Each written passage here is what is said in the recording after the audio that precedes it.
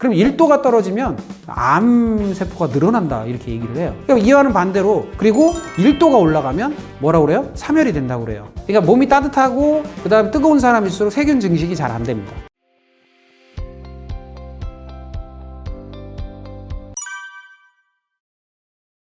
굉장히 어떻게 보면 무분별하고 정보가 명확하지 않은 것에 휘둘리는 상황들이에요. 그래서 무슨 얘기냐면 자기의 생활 방식이라는 게 있고 자기만의 어떤 체질에 맞는 패턴이라는 게 존재합니다. 그래서 나는 예를 들어서 나의 삶에는 소식을 해야 되고 나의 삶에 뭐 음식을 많이 먹어도 되는 사람, 소식을 해야 되는 사람이 있는데 대식가가 있을 수 있고 소식가가 있을 수 있는데 이 소식가가 계속 대식가를 따라해서 많이 먹는다고 생각해 보세요. 당연히 병이 들 수밖에 없고요. 그리고 나는 많이 먹어서 내 몸을 지탱을 해야 되는데 사람들 따라한다고 조금만 먹는 거예요. 그러면 영양 부족으로 또 문제가 생길 수 있죠. 그게 무슨 얘기냐면 나의 기준, 내가 기준이 돼서 어떤 특정 다른 사람이 기준이 되는 게 아니라 내가 기준이 돼서 나에게 맞는 음식이나 나에게 맞는 생활 방식을 취해야 되는데 유행 따라 한다라는 거죠. 예를 들자면 운동도 마찬가지입니다. 어떤 운동이 좋다더라 또는 어떤 운동이 몸에 좋다더라 이러면서 그거를 막 왕창 따라서 합니다. 그런데 그거를 효과 보는 사람이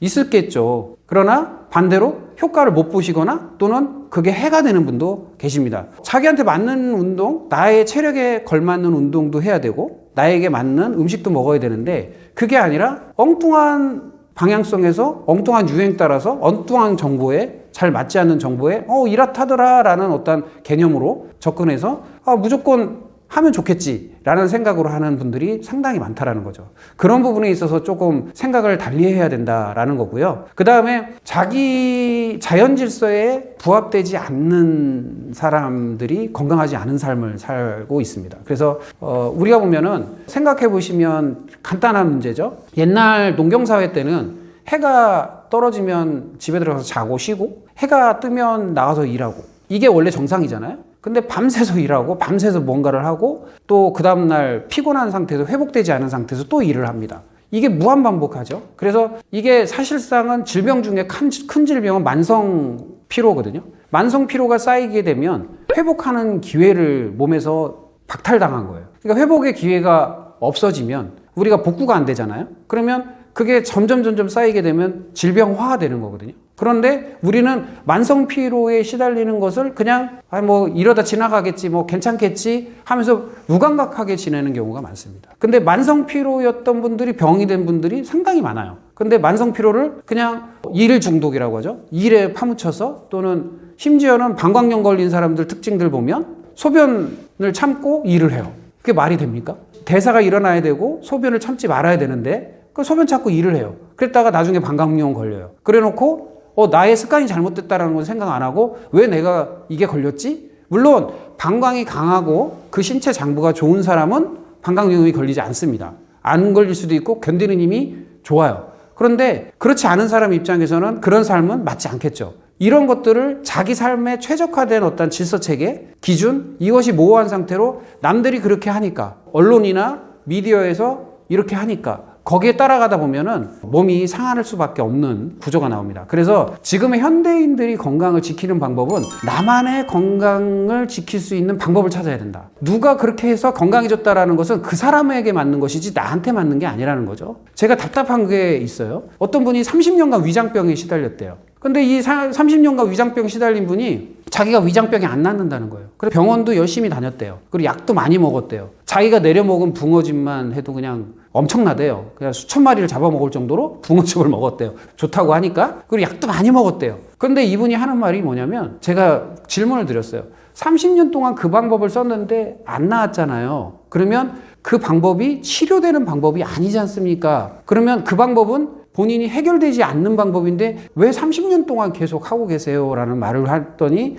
그냥 눈만 껌뻑껌뻑 할 뿐 대답을 못 하시더라는 거죠. 우리가 어떠한 질병이 장기간 지속되고 있다. 예를 들어서 어떠한 질병이 장기간 지속되고 있고 그 장기간 지속되는 것을 병원 치료를 열심히 하는데 아니면 나만의 방법을 쓰고 있는데 치료가 안 되고 있다. 이건 그 방법이 안 맞는 거잖아요. 그 방법은 잘못된 거잖아요. 근데 그거를 열심히 합니다. 그리고 그 열심히 한 것 때문에 병은 점점 더 키워지고 또 다른 데가 더 망가지기 시작해요. 이런 악순환을 겪고 있는 분들이 너무도 많다. 라는 겁니다. 그래서 이제는 나만의 최적화된 자기관리, 건강관리를 자기관리를 할 수 있는 그런 방법을 찾아내는 게 필요하고요. 그거에 대한 전문적인 어떤 컨설팅, 코칭을 받아야 되는 시대라고 봅니다.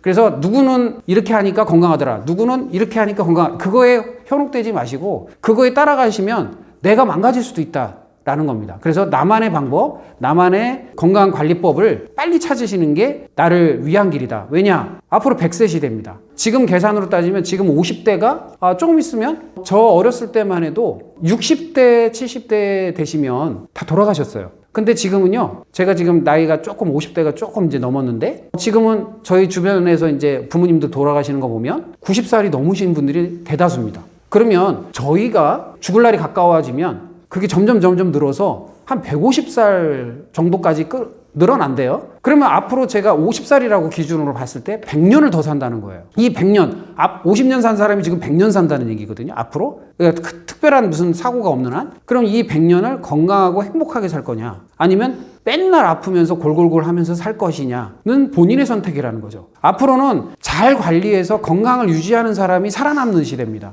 이제는 짧은 수명을 살아가는 때가 아니라는 거죠. 옛날에 비하면 현격할 정도로 2배 이상의 수명이 늘어난 시대예요. 그러면 이 시대를 우리가 지혜롭게 살아가려면 나만의 방법을 빨리 찾아야 됩니다. 그러나 나만의 방법을 모르는 분들이 너무 많고 내가 어떻게 하면 건강해질 수 있어요? 어떤 음식을 먹어야 건강해지고 어떤 운동이 나한테 맞고 어떤 직업이 나한테 맞으며 내가 어떤 삶을 어떤 공간에서 지내야 나한테 좋을까요? 이런 질문을 스스로에게 던져보시고 찾으셔야 된다는 거 꼭 잊지 마시기 바랍니다.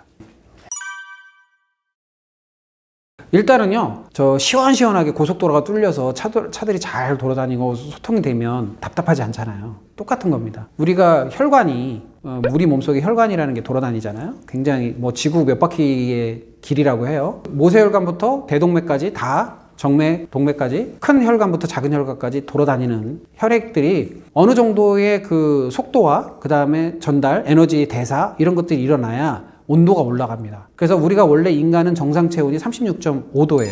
36.5도에 있을 때 몸이 가장 편안한 상태라고 합니다. 근데 동물 중에 말은 우리 인간보다 1도가 높습니다. 37.5도예요. 근데 말이 다른 동물에 비해서 암이 안 생깁니다. 심장이 강하고 에너지 대사가 크고 그 다음에 근육량이 센 축의 그 말들이죠. 달리는 거 보시면 아주 다이나믹 하잖아요. 그런 것처럼 인간의 몸도 똑같다는 거죠. 0.5도가 떨어지면 일단 세균이 침투했을 때 그것을 이겨내는 힘이 떨어져요. 그래서 면역력이 떨어진다. 그 다음 염증 반응이 일어난다. 이런 얘기를 하거든요. 그럼 1도가 떨어지면 암세포가 늘어난다. 이렇게 얘기를 해요. 그럼 이와는 반대로 0.5도가 올라가면 면역력이 증가되겠죠. 세균을 저항하고 외부로부터 침범하는 세균을 이겨낼 수 있는 힘이 생기니까. 그리고 1도가 올라가면 뭐라고 그래요? 사멸이 된다고 그래요. 그러니까 몸이 따뜻하고 그 다음에 뜨거운 사람일수록 세균 증식이 잘 안 됩니다. 반대로 몸이 차가울수록 세균 증식이 많이 됐겠죠. 그런 것처럼 우리의 몸이 온도가 높다라는 이야기는 혈액순환이 잘 되고 그 다음에 모든 대사가 원활하고 그 다음에 전체적으로 신체적으로 밸런스가 좋다라는 의미도 됩니다. 그래서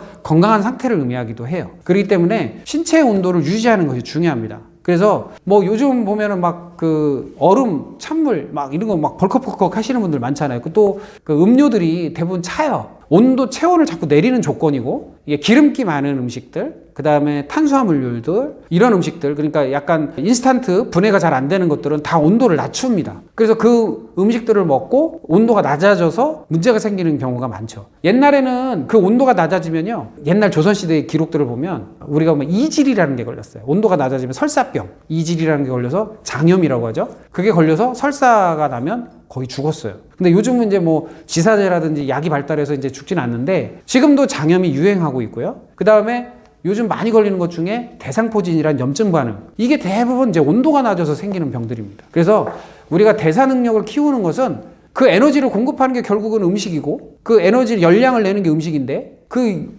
음식이 제대로 들어가지 못해서 열을 내지 못한다면 결국에는 온도가 낮아질 수밖에 없고 염증 반응이나 세균의 면역력이 떨어지고 그 외에 기타 질병으로 갈 수 있는 조건을 환경적으로 만드는 결과를 초래한다. 운동을 해서 인위적으로 이렇게 몸을 데피기도 하잖아요. 근데 그거는 한시적입니다. 운동을 24시간 할 수는 없잖아요. 한두 시간 한다고 해서 도움은 될 수 있지만 24시간 몸이 뜨거울 수는 없잖아요. 그러면 24시간 몸을 따뜻하게 할 수 있는 방법은 나에게 최적화된 음식을 먹는 겁니다. 이게 우리가 온도가 따뜻하냐 차갑냐의 개념도 있지만 성질이 따뜻하고 찬 게 있어요. 그래서 예를 들면 닭고기는 따뜻한 성질의 고기고 돼지고기는 차가운 성질의 고기라는 걸 여러분들이 알고 계셔요. 그런 것처럼 내가 따뜻한 성질의 음식이 맞는 사람이 있고 찬 성질의 음식이 맞는 사람이 있습니다. 그걸 잘 선택해야 내 온도를 유지할 수 있다는 겁니다.